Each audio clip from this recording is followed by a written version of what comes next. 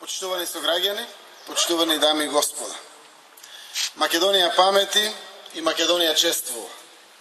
Македонија и македонските граѓани денес имаат дебела причина да го кренат високо своето чело и гордо да се исправат пред големината на денешниот ден.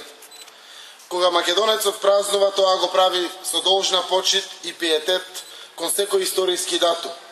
Но кога македонецот го слави 2 август Илинден, тогаш тоа нескриено благочестие доживува вистинска кулминација. Има и зошто. Светот не памети таков пример во еден ист ден да се чествува еден од култните светци за народот, а во исто време да се одбележува национален празник кој го сочинуваат два грандиозни датуми. Едниот со мирис на барут и звук на востанички восклик, а другиот со печат на државотворност. Се чини како трите празници да имаат некаква симбиоза во која се последователно поврзани. Ако се знае дека на Илинден православните македонци го слават култот посветен на Свети Илија, и ако се знае дека овој боговидец, чудотворец и ревнител на Божјата вера бил нарекуван громовникот, тогаш и самото Илинденско востание бил настан громовник кој им дал надеж на македонците дека еден ден непокорот ќе го победи покорот. Асномскиот Илинден, 41 година по Илинденското востание, е уште еден громовник во нашата историја, кој го навестува изгрејсонцето на македонската држава и државност. Едно е повеќе од сигурно.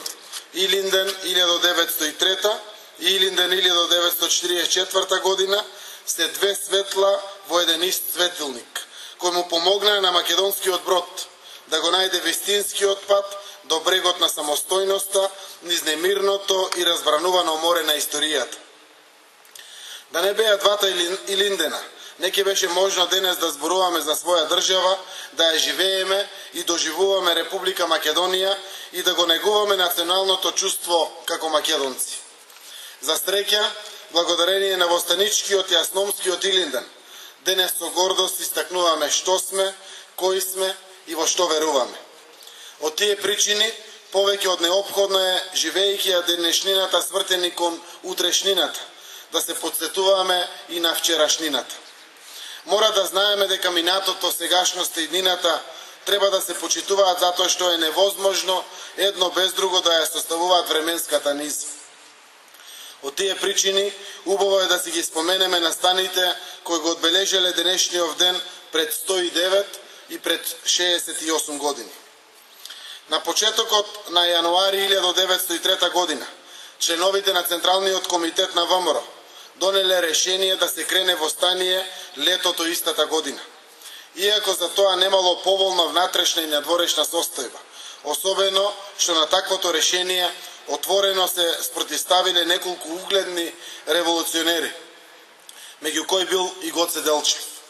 По донесувањето на одлуката започнале сеофатни подготовки за изведување на востанието на територијата на цела Македонија, но и најповолни услови за ова имало во Битолскиот револуционерен округ.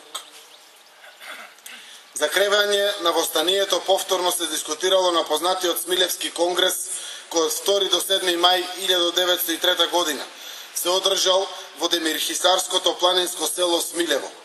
Од вкупно 29 делегати колку што биле присутни на конгресот, против кревањето на востание биле Никола Петров Русински, Ѓорги Сугарев, Никола Карев и Петре Ацев, кои сметале дека востанието е предвремено и недоволно подготвено. Но под влијание на авторитетот на Даме Груев и Борис Сарафов, мнозинството делегати сепак се приклонило кон ставот за кревање востание во Битолскиот револуционерен округ. Па така на 2 август 1903 година започнало Илинденското востание. Првим било ослободено Смилево, па Крушево центарот на востанието, а голем успех бил постигнат и во Костурско и Леринско. На 4 август 600 востаници го ослободиле и градот Клисура, кој во своји раце го држиле се до 17 август, а потоа било ослободено и градчето Невеска. Востанието постигнало голем успех и во Охридскиот револуционерен округ, во Преспа, во Демирхисарско и Кичевско и се разбира најголем успех бил постигнат во Крушево, каде што крушевските востаници, начело со Никола Карев, го нападнале градот. Најпрво им ги пресекле телефонските кабли, а потоа биле нападнати поштата и касарната. По ослободувањето на градот, востаниците во местноста Гумење ја организирале новата востаничка власт, позната во историјата како Крушевска република или Прва република на Балканот. За време на 10-дневната Крушевска република бил донесен и Крушевскиот манифест, напишан на македонски јазик, кој имал за цел да го убеди муслиманското население дека востанието не било кренато против нив, туку против жестоката експлоатација и неподносливата османлиска тиранија. За жал, Првата република на Балканот не траела долго, а востанието во крв било задушено. На повикот од Бахтијар Паша, востаниците да се предадат и покрај внатрешните несогласувања, дел од нив решиле да го бранат градот. По жестоки 10-часовни борби на Мечкин камен, Слива и на други места, малобројните востаници, начело со војводата Питу Гули, херојски загинале. Иако Илинденското востание не доживеало голем успех, сепак тоа предизвикало огромен интерес кај европската и светската јавност, за што сведочат бројните настани во меѓународниот печат. Исто време, востанието само по себе представувало бунтовнички предвестник за понатамошните случувања поврзани со конечното симнување од вратот на османлиските пранги. Почитувани дами и господа, македонската историја и по првиот Илинден недвосмислено продолжила да ги пишува своите пост-илинденски страници, за да ја напише и она која зборува за државотворниот Илинден, преточен преку првото заседание на АСНОМ во 1944 година. Во временска дистанца од само нешто повеќе од 4 децении, Македонија бележи два епохални настани кои многу силно и јасно го трасира нејзиниот понатамошен пат низ времепловот. Вториот настан се случи на денешен ден пред 68 години во манастирот Свети Прохор Пчински, во присуство на делегати од сите краишта на Македонија. Првото заседание на антифашистичкото собрание започнало со изведување на песната "Изгреј зора на слободата" и со отварање на заседанието од страна на најстариот делегат, учителот Панко Брашнаров од Велес. На заседанието своји представници имали големите сојузнички сили САД и Велика Британија. Во импресивниот говор на Панко Брашнаров, меѓу другото се вели: денес, на вториот славен Илинден, последен Илинден на неослободена Македонија, се ставаат темелите на македонската држава во која ќе се обедини и заживее нашиот народ, онаков среќен живот каков што заслужува по своите претрпени робски маки. На првото заседание на АСНОМ се донеле неколку важни решенија и тоа: решение за прогласување на АСНОМ за врховно, законодавно и извршно народно представничко тело и највисок орган на државната власт на Демократска Македонија. Декларација на АСНОМ за основните права на граѓаните на Демократска Македонија. Решение на АСНОМ за воведување на македонскиот јазик како службен јазик во македонската држава. И решение на АСНОМ за прогласување на Илинден 2 август за народен и државен празник на македонската држава.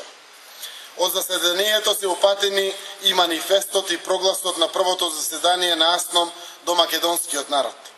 Заседанието формирало свој президиум кој фактички представува прва македонска влада.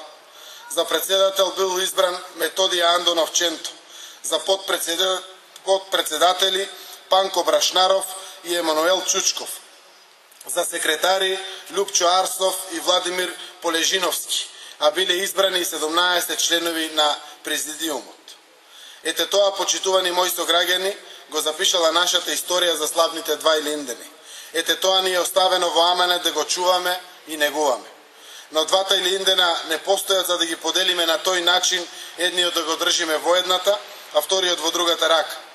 Така би биле разделени без можност да се видат и да разменат искуство. Доброто на Македонија и доброто на граѓаните на Македонија биле нешта што им се заеднички цели и на оној Илинден од 1903 и на оној од 1944 година. Токму затоа треба да ги чуваме во едната дланка, како две капки вода, а со другата да ги штитиме од било какви можни влијанија.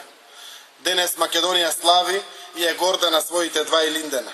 Иако оддалечени од Мечкин камени и Пелинци, денес слават и Струмица и Струмичани, оти ние сме дел од оваа земја, оти Македонија одамна пуштила корени и во нашите срца. Нека ни е честит Илинден, нека ни се трајни спомените за Илинденското востание и за првото заседание на АСНО. Нека е вековита Република Македонија. Благодарам.